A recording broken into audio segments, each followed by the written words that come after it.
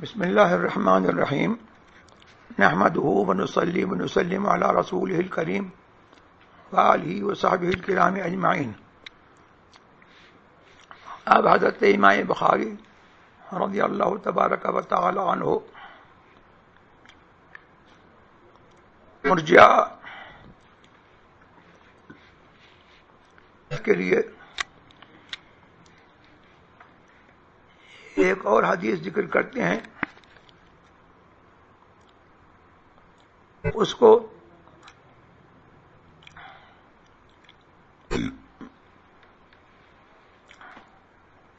کرنے سے پہلے آپ نے باب باندھا. باب من قال ان الایمان هو العمل.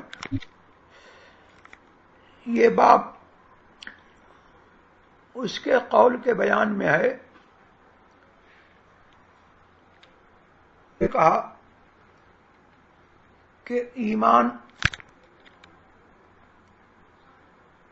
ہے. اس پر انہوں نے آیت کریمہ سے استدلال کیا. فرماتے ہیں اس لیے کہ اللہ تبارک تعالیٰ فرماتا ہے وَتِلْكَ الْجَنَّةُ الَّتِي أُورِثْتُمُوهَا بِمَا كُنْتُمْ تَعْمَلُونَ. اور یہ جنت ہے یعنی اور یہ ہے وہ جنت جس کے تم وارث کیے گئے اپنے اعمال سے. تو امام بخاری رضی اللہ تبارک و تعالی عنہ جہاں اس حدیث سے رد کا قصد کیا ہے، وہیں ان کا جو مذہب ہے کہ ایمان قول اور عمل ہے، اور عمل ایمان کی ماہیت میں داخل ہے. عمل جزو ایمان ہے. اس کے اس بات کے لیے یہاں انہوں نے کچھ آیتوں کی تلاوت کی اور اس کے بعد وہ حدیث ذکر کی جو آئندہ بیان ہوگی. اس باب کی مناسبت اگلے باب سے ظاہر ہے کہ اس میں بھی یہ بتایا گیا کہ عمل ایمان کا جز ہے، اور یہاں پر بھی یہی، اور وہاں پر بھی رد مرجع کے لیے انہوں نے باب وضع کیا تھا اور اس کے تحت حدیث لائے تھے. یہاں بھی رد مرجع کا قصد فرمایا ہے اور اس کے تحت حدیث لائے اور مختلف متعدد آیات اپنے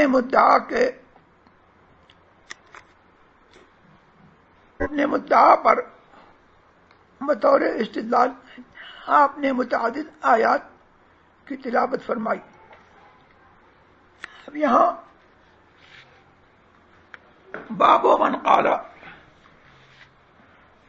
یہ اضافت کے ساتھ ہے بغیر تنوین کے، اور یہاں پر تقدیر عبارت یہ ہے باب قول من قال، یا بیان قول من قال ان الایمان هو العمل. تو من مضاف الیہ ہے، من اس میں موصول مضاف الیہ ہے، اور قال اس کا صلہ ہے. ان الایمان هو العمل، یہ جملہ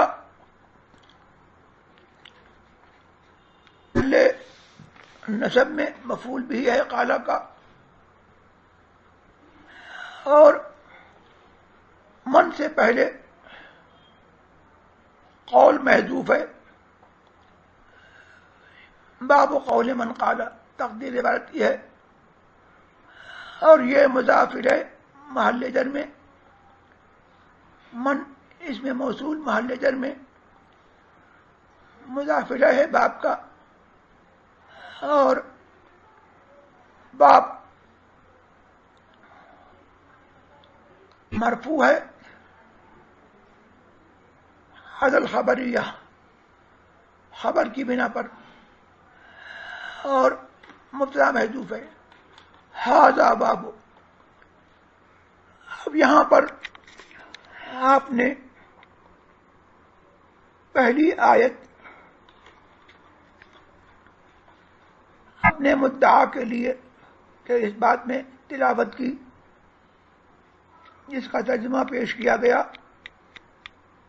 کہ یہ ہے وہ جنت جس لیے گئے کہ تم وارث کیے گئے اپنے اعمال سے ہیں۔ یہاں پر تل کا مبتدا ہے اور الجنت اس کی خبر ہے، اور التی اورثتموہا یہ محل رفع میں جملہ اس میں موصول اور اپنے صلے کے ساتھ محل رفع میں یہ صفت ہے جنت کی ہے، اور ایک اعراب یہ بھی ہو سکتا ہے کہ تل کا مبتدا اس میں اشارہ مبتدا اور الجنت مشار الیہ، اور یہ جنت کی یہ تلکا کی صفت ہے، اور دوسری صفت ہے التی اورثتموہا محل رفع میں، اور بما کنتم تعملون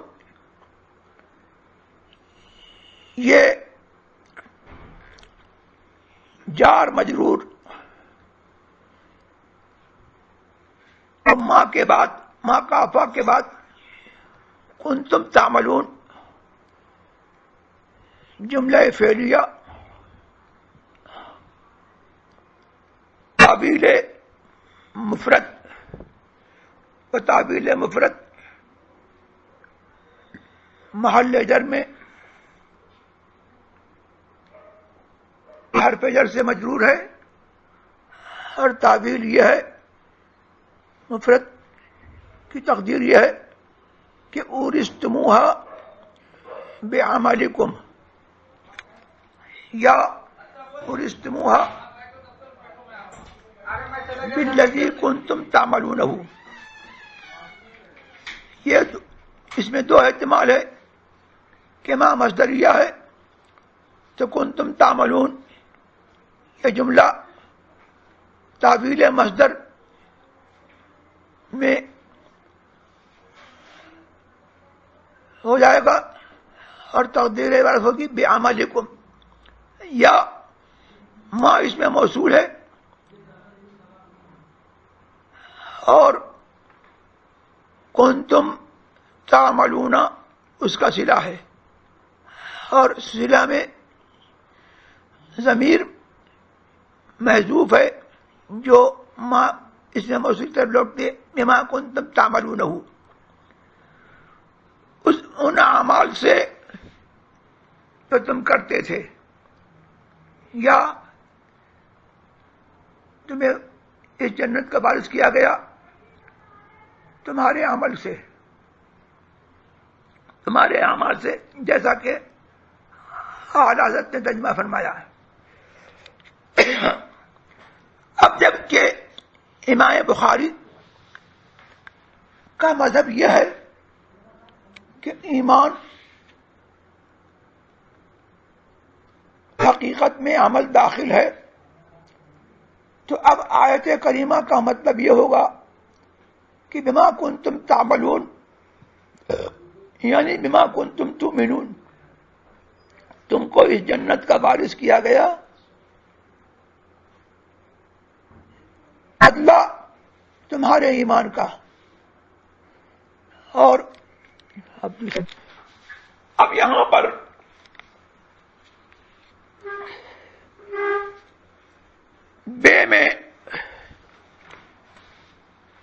بے حرف جر میں چند احتمالات ہیں۔ با سببیہ یا با ملابست کے لیے، یا با جو ہے یہ عوض پر داخل ہے، عوض کے مقابل ہے، تو با جو ہے اس بات کا فائدہ دیتی ہے کہ یہ جنت ان کے عمل کا عوض ہے اور ان کے عمل کے مقابل ہے۔ باسببیہ اگر لی جائے تو اس کا مطلب یہ ہوگا کہ تم کو اس جنت کا وارث کیا گیا تمہارے اعمال کے سبب۔ اب اس صورت میں آیت کے درمیان اور حدیث شریف کے درمیان تعارض اور تنافی لازم آئے گی، اس لیے کہ حدیث میں یہ فرمایا لن يدخل الجنت احد بعمله، کوئی شخص اپنے عمل کے سبب جنت میں داخل نہیں ہوگا۔ اس کا جواب یہ دیا جاتا ہے کہ یہاں بے سببیت کے لیے نہیں ہے بلکہ بے ملابست کے لیے ہے، کہ تم اس جنت میں داخل ہوگے دراحالے کہ یہ جنت تمہارے ثواب عمل کے ساتھ متلبس ہوگی، ملابس ہوگی۔ تو یہاں پر بما کنتم تعملون یعنی بعملکم، تو عمل سے پہلے ثواب مقدر ہے، مضافر ہے، تمہارے عمل ثواب عمل کے ساتھ جو ہے یہ جنت ملابس ہوگی۔ یا با جو ہے وہ مقابلے کے لیے ہے، اور بائے مقابلہ جو ہے وہ عوض پر داخل ہوتی ہے۔ جیسے یہ کہا جائے کہ اشترے تو ھذا الکتاب بدرہم، میں نے یہ کتاب 1 درہم خریدی۔ کیا مطلب ہے؟ یعنی 1 درہم کے عوض میں نے یہ کتاب خریدی۔ تو یہاں یہ بھی جو ہے مقابلے کے لیے ہے۔ اور ایک بات یہ بھی ہے کہ اگر سببیت پر کر لیا جائے تو بھی تنافی نہیں ہے، اس لیے کہ آیت کریمہ میں اس عمل کی بات ہو رہی ہے جو اللہ تبارک و تعالی کے یہاں مقبول ہے۔ تو آیت کریمہ یہ بتا رہی ہے کہ یہ جب وہ جنت ہے جس کا تمہیں وارث کیا گیا تمہارے عمل مقبول کے سبب۔ اور عمل مقبول جو ہے، قبول عمل، یہ اصل میں عمل میں اس کا دخل نہیں ہے۔ قبول جو ہے وہ خالصاً اللہ تبارک و تعالیٰ کی رحمت ہے۔ تو حقیقتاً یہ ہے، مطلب یہ ہوا کہ تمہیں اس جنت کا وارث کیا گیا تمہارے عمل مقبول کے سبب سے، یعنی اللہ تبارک و تعالیٰ نے اپنی رحمت سے تمہارے عمل کو قبول کیا اور اس عمل مقبول کو جو ہے سبب بنایا تمہارے لیے جنت کے وارث ہونے کا۔ اور حدیث میں جو فرمایا لن يدخل احدم بعملہ، وہ یہ ہے کہ مجرد عمل سے آدمی جنت میں داخل نہیں ہوگا جب تک کہ قبول نہ ہو. تو حدیث میں جو ہے وہ عمل غیر مقبول کی بات ہے اور آیت میں عمل مقبول کی بات ہے، لہذا دونوں میں کوئی تعارض نہیں ہے. چلیے ہو گئی بات. اب دوسری آیت کریمہ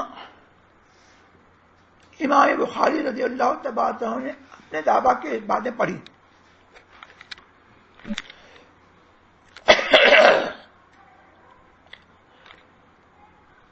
فَوَرَبِّكَ لَنَسْأَلَنَّهُمْ أَجْمَعِينَ عَمَّا كَانُوا يَعْمَلُونَ، تو تمہارے رب کی قسم ہم ضرور ان سب سے پوچھیں گے جو کچھ وہ کرتے تھے.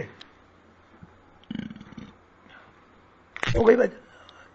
اس پر امام بخاری رضی اللہ تبارک و تعالی عنہ نے یہاں پر اما کانو یعملون کی تفسیر یوں کہی بیان کی، ان قول لا الہ الا اللہ، یعنی ان سب سے توحید کے بارے میں سوال ہوگا کہ لا الہ الا اللہ پڑھنے اور کہنے کے بارے میں ان سے سوال ہوگا.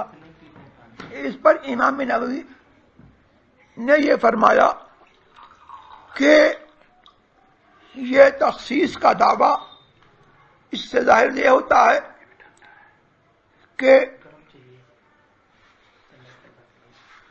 توحید کے بارے میں سوال ہوگا، تو توحید کی تخصیص جو ہے اس سے ظاہر یہ ہوتا ہے کہ صرف توحید کے بارے میں سوال ہوگا اور دوسرے اعمال کے بارے میں سوال نہیں ہوگا. تو یہ جو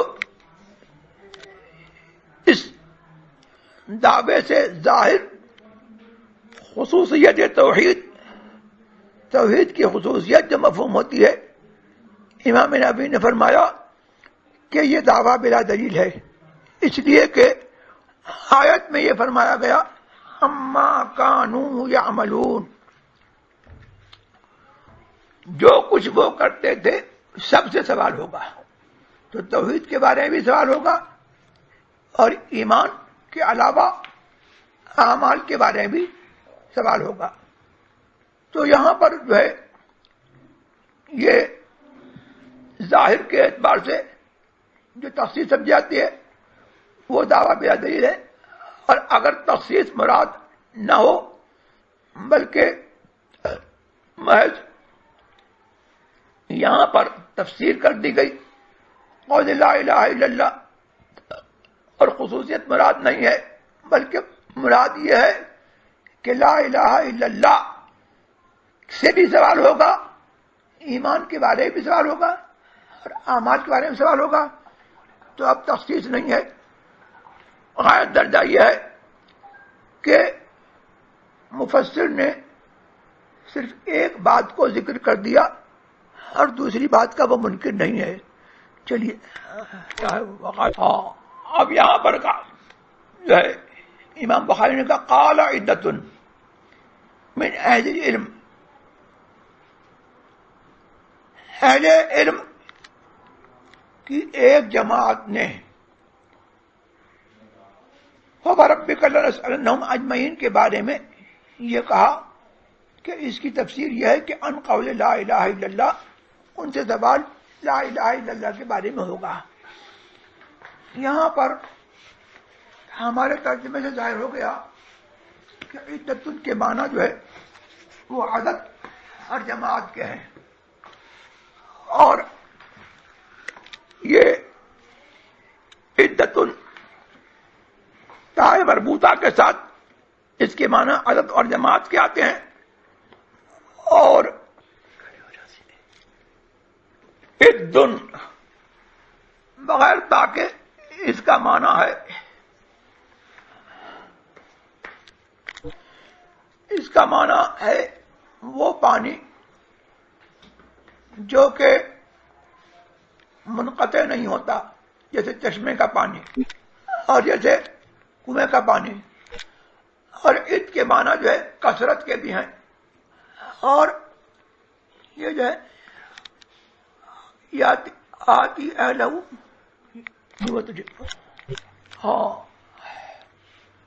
اور یوں بھی کہا جاتا ہے فلان یاتی اہلہ العدتہ، یعنی فلاں شخص اپنی اہل کے پاس مہینہ یا 2 مہینے میں جاتا ہے. تو عدت کے معنی مہینہ 2 مہینہ کی بھی ہیں، اور عدت کے معنی وہ زمانہ مخصوص جو عورت فات کے بعد یا طلاق کے بعد جو ہے عدت کا گزارتی ہے. چلیے اب یہاں پر امام عینی رضی اللہ تعالی نے فرمایا کہ توحید کے سلسلے میں جو دعویٰ کیا گیا کہ توحید کے بارے میں سوال ہوگا، اس پر اجماع ہے، اور دوسرے اعمال کے بارے میں توحید کے علاوہ سوال کے سلسلے میں اختلاف ہے. تو یہ بات تو صحیح ہے، لیکن اس بنا پر جو ہے آیت میں تخصیص کا دعویٰ جو ہے وہ صحیح نہیں ہے، اس لیے کہ آیت میں کوئی قرینہ ایسا نہیں ہے جو دعوی تخصیص کے مساعد ہو، بلکہ آیت میں جو ہے وہ عموم پر نص ہے کہ سارے اعمال کے بارے میں یہ ہے کہ ان سے سوال کیا جائے گا. اب اگر اس سلسلے میں حدیث سے استدلال کریں، جو حدیث ترمذی میں ہے، اس میں کیا ہے کہ ترمذی میں یہ ہے کہ ترمذی نے مرفوعاً حضور سرور عالم صلی اللہ تبارک و تعالی علیہ وسلم سے روایت کیا، فَوَرَبِّكَ لَنَسْأَلَنَّهُمْ اجمعین کی تفسیر میں قال ان لا الہ الا اللہ، کہ حضور نے فرمایا کہ لا الہ الا اللہ کے بارے میں سوال ہوگا. اس پر کہتے ہیں کہ یہ حدیث ضعیف ہے، اس میں لیث ابن سلیم ایک راوی ہے جو قابل حجت نہیں، ضعیف ہے. اب یہاں ایک سوال یہ ہے کہ اس آیت میں بتاکید قسم سے مؤکد کیا گیا کہ سب سے سوال ہوگا، اور دوسری آیت میں یہ فرمایا فلا يسأل عن ذنبه، دوسری آیت میں فرمایا فَيَوْمَئِذٍ لَا يُسْأَلُ عَنْ ذَنبِهِ إِنسٌ وَلَا جَانٌ، یعنی قیامت میں جس دن قیامت قائم ہوگی کسی انسان سے یا جن سے اس کے گناہ کے بارے میں سوال نہیں ہوگا. اس کا جواب یہ ہے کہ قیامت کا دن بہت طویل ہے، اور اس دن میں مختلف مواقف اور مختلف احوال حالات ہوں گے. تو کسی موقف میں سوال ہوگا اور کسی موقف میں سوال نہیں ہوگا، لہذا دونوں میں تنافی نہیں ہے. اب تیسری آیت کریمہ امام بخاری نے یہاں پر تلاوت کی، تیسری آیت کا ایک حصہ تلاوت کیا، اس میں ہے لِمِثْلِ هَٰذَا فَلْيَعْمَلِ الْعَامِلُونَ. اس کا ترجمہ کنز ایمان میں یوں فرمایا ایسی ہی بات کے لیے عاملوں کو، ایسی ہی بات کے لیے کامیوں کو کام کرنا چاہیے. انہوں نے اپنے مدعا کے لیے یہ آیت تلاوت کی، اور یہاں پر جہاں جہاں آیت میں عمل کا ذکر ہے اس سب کو اپنے مدعا کے ثابت کرنے کے لیے لائے ہیں کہ ایمان جو ہے وہ عمل ہے، اور عمل حقیقت ایمان میں داخل ہے۔ چلیے ہو گئی۔ امام بخاری رضی اللہ تبارک و تعالی عنہ نے اپنی سند سے جو حدیث ذکر کی، پہلے میں سند پڑھتا ہوں۔ اب جب امام بخاری رضی اللہ تبارک و تعالی عنہ کا مذہب یہ ہے کہ عمل ایمان ہے اور عمل حق ایمان کی حقیقت میں داخل ہے، لہذا اب آیت کی تفسیر یہ ہوگی لمثل ھذا، یعنی للیل مثل ھذا، ایسے ہی مرتبے کو پانے کے لیے چاہیے کہ کامی عامل کام کریں۔ ہاں وہ کیا، یہ ھذا جو ہے اس فوز عظیم کی طرف اشارہ ہے جو اس سے پہلے آیت میں مذکور ہوا، کہ آیت میں فرمایا ان ھذا لہو الفوز العظیم، بے شک یہ بڑی کامیابی ہے۔ اب